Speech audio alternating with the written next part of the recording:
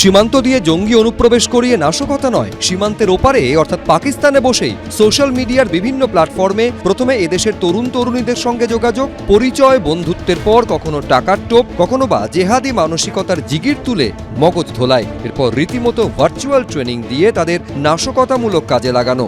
গত কয়েক বছর ধরে ভারতে সন্ত্রাস সৃষ্টি ও নাশকতার ছক বদলে ফেলেছে পাকিস্তানের আইএসআই এবং বিভিন্ন জঙ্গি সংগঠন। আর এই আবহে সামনে এসেছে শাহজাদ ভাট্টি গ্রুপের নাম, যে গ্রুপের সক্রিয় সদস্য হিসেবেই বৃহস্পতিবার বর্ধমানের রেনেসা টাউনশিপ থেকে বছর 24-এর হামিম মণ্ডলকে গ্রেফতার করেছে এসটিএফ। ঝাড়খণ্ড থেকে গ্রেফতার করা হয়েছে তার বান্ধবী অর্পিতা সরকারকেও। কিন্তু কে এই শাহজাদ ভাট্টি? পাকিস্তানের পাঞ্জাব প্রদেশের বাসিন্দা শাহজাদ একজন সোশ্যাল মিডিয়া ইনফ্লুয়েন্সার এবং কুখ্যাত অপরাধী। সূত্রের খবর, পাক গুপ্তচর সংস্থা আইএসআই এবং পাকিস্তানের বিভিন্ন জঙ্গি গোষ্ঠীর সঙ্গে তার প্রত্যক্ষ যোগাযোগ রয়েছে। গোয়েন্দা সূত্রে খবর, আইএসআই এবং পাক জঙ্গি সংগঠনগুলি এই শাহজাদ ভাট্টি গ্রুপের মাধ্যমেই ভারতীয় তরুণ তরুণীদের রিক্রুট করত। তেমনি পশ্চিমবঙ্গের শাহজাদ ভাট্টি গ্রুপের রিক্রুট ছিল ধৃত জঙ্গি হামিম মণ্ডল। शहजाद भट्टी गैंग है। It's a gang which operates out of Pakistan, or it is known to have very close linkages to some terrorist organizations and the intelligence organizations over there, ISI and all. Yeah. হামিম অর্পিতাদের সঙ্গে হ্যান্ডলাররা যোগাযোগের জন্য ব্যবহার করেছে Instagram, Messenger, WhatsApp সহ social মিডিয়ার একাধিক platform. ব্যবহার করা হতো টেলিগ্রাম, এলিমেন্ট এক্স এর মতো একাধিক এনক্রিপ্টেড চ্যাটিং অ্যাপও।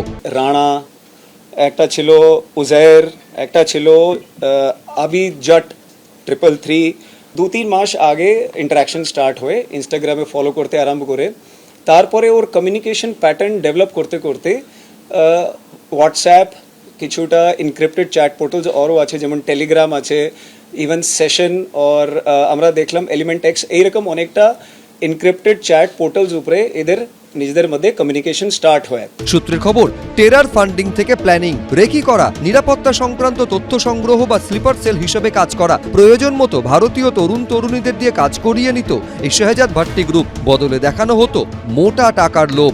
কট্টরপন্থী ধর্মীয় জিগির তুলতে করা হতো মগজ ধোলাই। শাহজাদ ভাট্টি গ্যাং যে আছে তাদের সঙ্গে যুক্ত আছে। এরা চেষ্টা করছে কিছু ইউথকে টার্গেট করার থ্রু র্যাডিক্যাল প্রপাগান্ডা, যাতে কিছু সাবভার্সিভ অ্যাক্টিভিটিসকে ওরা কিছু কমপ্লিট করতে পারে, আঞ্জাম দিতে পারে।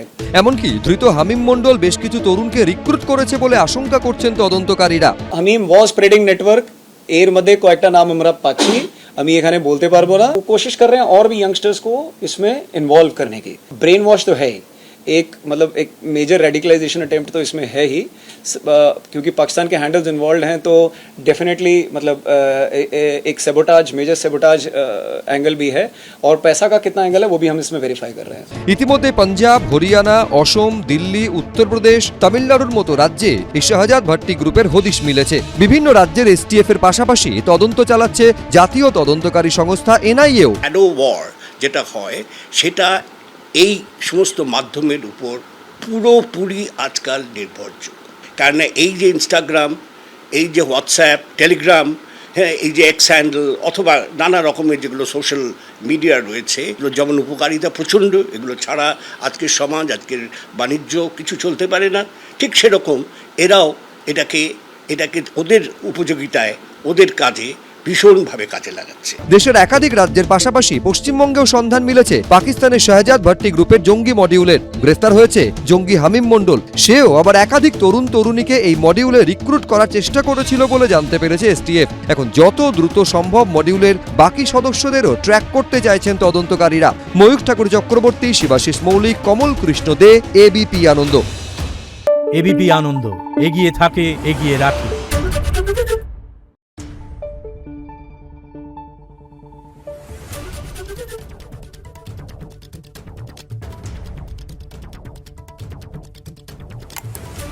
Thank you.